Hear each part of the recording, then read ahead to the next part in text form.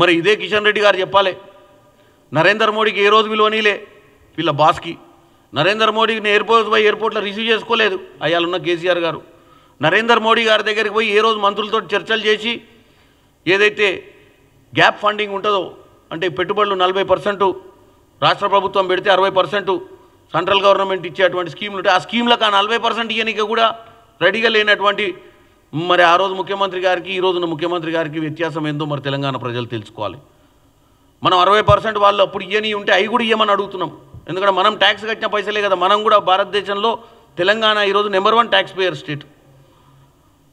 మరి మనం ఆ రోజు మన ముఖ్యమంత్రి గారి గర్వము నియంత పోకడ వల్ల తీసుకురాలేని నిధుల్ని కూడా తీసుకురానికి ఇదే కిషన్ రెడ్డి గారిని, ఇదే సెంట్రల్ మినిస్టర్లను, ఇదే ఎంపీలను, 8 మంది ఎంపీలను నేను కూడా 2-3 సార్లు పార్లమెంట్లో మాట్లాడినప్పుడు మీరు అటు 8 మంది కూర్చున్నారు, ఇటు మేము 8 మంది కూర్చున్నాం, మరి అందరం చర్చలకు ఉండి మనం రాష్ట్రానికి మంచి చేసుకోవాలని చెప్పడం జరిగింది.